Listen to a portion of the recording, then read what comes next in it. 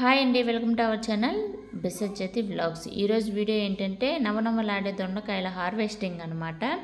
అసలు ఈ దొండకాయలకి నేను దొండ చెట్టుని ఎలా పెంచాను, మందులేసాను, ఆర్గానిక్గా పెంచాను, ఇవన్నీ కూడా వీడియోలోకి వెళ్తూ మాట్లాడుకుందాం. అంతకంటే ముందు మన ఛానల్ ఎవరైనా ఫస్ట్ టైం చూసినట్లయితే ప్లీజ్ సబ్స్క్రైబ్ చేసేసుకోండి. మీ ఫ్రెండ్స్కి రిలేటివ్స్కి యూజ్ అవుతుంది అనుకుంటేనే షేర్ చేయండి. మన వీడియో నచ్చితే ఒక లైక్ ఇచ్చేసేయండి. ఇప్పుడు వీడియోలోకి వెళ్ళి ఈ దొండకాయల హార్వెస్టింగ్ని నేను ఎలా పెంచాను, ఈ దొండ చెట్టుని అనేది మాట్లాడుకుందాం. ఈ దొండ చెట్టు అయితే నేను ఆల్మోస్ట్ నాటి ఒక 6 months దాటిపోయి ఉంటుందండి. ఇంట్లోకి వచ్చినప్పుడు కొత్తగా మేము ఇల్లు చేంజ్ అయినప్పుడు నాటాను అనమాట. నాటినప్పుడు అది అసలు చాలాసార్లు చిన్న మొలకప్పుడు అసలు బతకలేదనమాట. దాన్ని తోడుగా ఇంకో చెట్టును పెంచితే కానీ అది పెరగలేదనమాట. చాలా ఇబ్బంది పడ్డా దీన్ని పెంచడానికి. అస్సలు దీనికైతే నేను మందులే వేయలేదండి, మందు కొట్టలేదు అస్సలే. చూసారా, దొండ చెట్టు ప్రతి ఆకుకి కాయలు కాసిందనమాట. ఇప్పుడు ఎక్కువ కాయలు వచ్చాయి కాబట్టి మీకు హార్వెస్ట్ చేసి చూపిస్తున్నాను.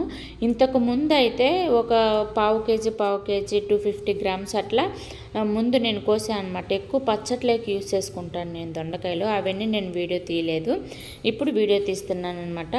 ఈ దొండ చెట్టుని అల్లించడానికి నేను చాలా ఇబ్బంది పడ్డానండి. ఎందుకంటే మనకి పందిర్లాగా వేయడానికి వీలు లేదు, హౌస్ కదా చిన్నది. అందుకని ఇంత ఓల్డ్ హౌస్లో ఉన్నప్పుడు డిస్ తీగులు ఇవన్నీ ఉంటే తీసుకొచ్చి దానికి దీనికి కట్టేసి, మీరు చూసినట్లయితే పైన అన్ని తీగలే ఉంటాయి. చిక్కుడు చెట్టు అల్లించడానికి, దొండ చెట్టు అల్లించడానికి అన్నీ కట్టానమాట. నాకు చెట్లు అంటే పిచ్చి, అల్లించడానికి కట్టానమాట. ఆ కట్టినట్టుకి చిన్నగా ఎంతో కష్టపడి అల్లించాను. దొండకాయలు అయితే భలే కాసాయి అనమాట, లావుగా ఉన్నాయి. అవి కూడా లోపల పచ్చిగా ఉన్నాయన్నమాట, పండు మాగల. నేను దీన్ని ఎలా పెంచానంటే దీనికి మందులు అయితే మేమేం వేయలేదండి. ఒక చోట రోడ్డు క్లీన్ చేస్తుంటే, అంటే తార్ రోడ్డు వేస్తారు కదా, సిమెంట్ రోడ్డు వేస్తారు కదా, సిమెంట్ రోడ్డు వేసేటప్పుడు మట్టి తీస్తున్నారనమాట. అక్కడ మట్టి ఉంటే నేను అత్తమ్మ వెళ్ళి ఒక 2 బస్తాల మట్టి తీసుకొచ్చి వేసామన్నమాట. అప్పుడు కూడా అది కొంచెం పెరగకుండా అక్కడే ఉంది. ఆ తర్వాత మనకి రోడ్డు మీద ఆవులు గేదెలు వెళ్తాయి కదా, అవి వెళ్ళినప్పుడు మన ఇంటి ముందు పెండేసాయి అనమాట.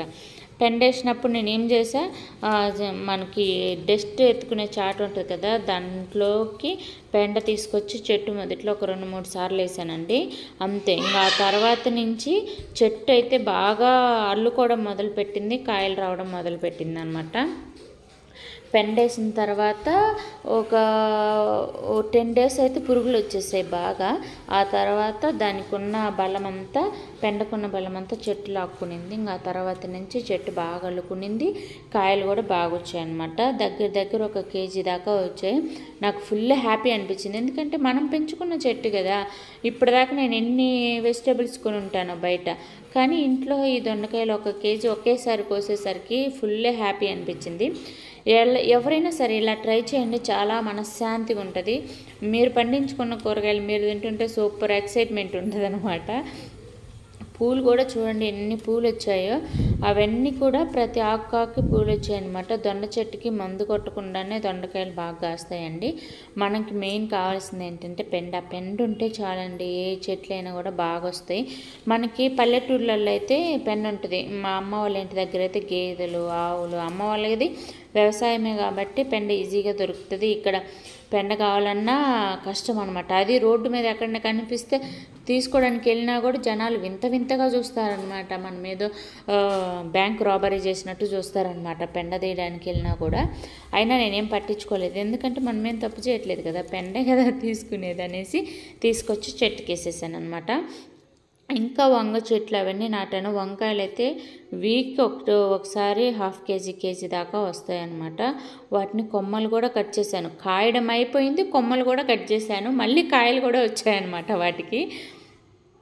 ఈ దొండకాయలు అయితే ఇన్ని కాయలు అవుతున్నాయి కదా, మీరైనా ఎవరైనా చిన్న ప్లేస్ ఉన్నా చాలండి దొండ చెట్టుకి. నేను అక్కడ చిన్న ప్లేస్ చూడండి, ఆ మూలలో నాటాను నేను.